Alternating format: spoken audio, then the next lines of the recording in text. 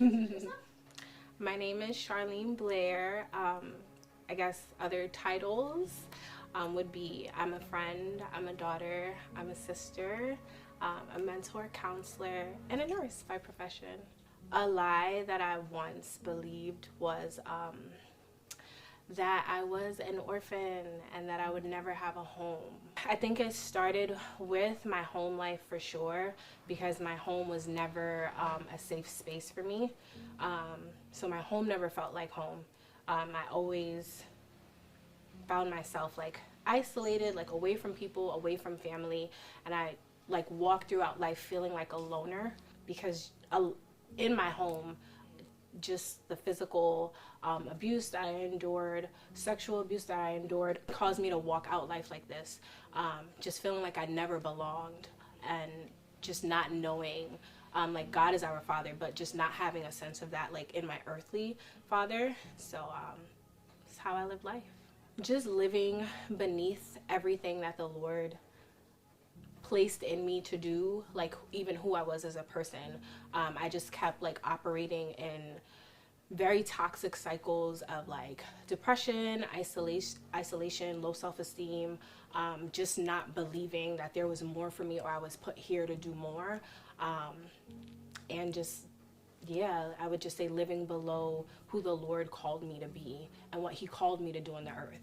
Just like unable to connect with people, unable to be vulnerable with people, unable to sustain relationships, unable to like be the real me, I guess, in front of people. Just fear of going through that like rejection again, or not being in a safe space, or feeling like I would have to retreat and be alone. So I showed up like very guarded, very to myself, always feeling like I had to protect and defend myself.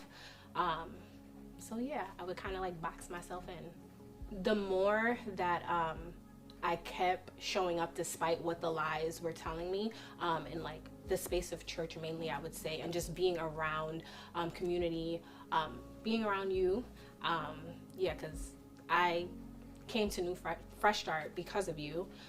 The more I was around people who were showing me the opposite and hearing the opposite of what the lies were telling me, like all throughout my life, helped me to kind of break out of that mold, and out of that box. And yeah, I guess being in the space of church really shined a light on like all the dark lies that I believed. I'm never alone, and that I always had a father. Wow, tears.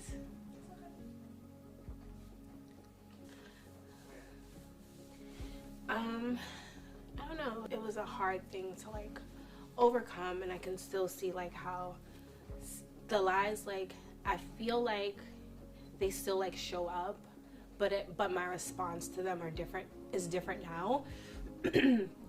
But it makes me emotional because it was just a lot that I had to like walk through to even get to this place of like not believing that I was alone and fatherless. I still like,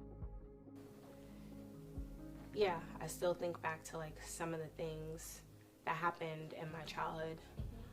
So I guess that's what like makes me emotional now. But ultimately, yeah, even though the lies come up, just partnering with the truth that I was never alone, despite even feeling alone in the situation. And as I look back in life, although like growing up as a youth, like I felt like I was alone, now I can actually look back and see how I was never alone. Like God was with me. A lot of times, like the outcomes like could have been worse. And I feel like the Lord, even then, even though it was hard to see it back then, I see how he was still with me through all of that. Like he never left. I think the more you fill yourself up with truth, the less effect the lie has on you. Like I'm able to realize like, that's a lie, that's not true. You are never, ever, ever, ever, ever alone. Like never. Like God is always with us. Like even if one thing I had to learn is like, even if you feel like you don't have any friends, even if you feel like you don't have any like biological family, like you have a father in heaven who loves you despite whatever it is that you may go through here on earth. And he never stops loving you, and he never stops showing up for you. There are times where I felt like I didn't want to live anymore. But God kept me alive. He's always keeping you. He's always watching over you. He's always listening. And you can tell him anything. Like, that's your father. And he knows you. He knows you very well. And the scripture that I would say helped me remember this was Jeremiah 31.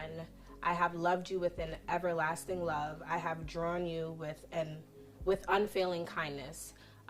And just that part that says, I have loved you with an everlasting love. Like, his love for us never dies. Don't matter where we are. If we make our bed in hell, like, he is still there. So, yeah, we have a love that literally never dies. It never runs out. Yeah.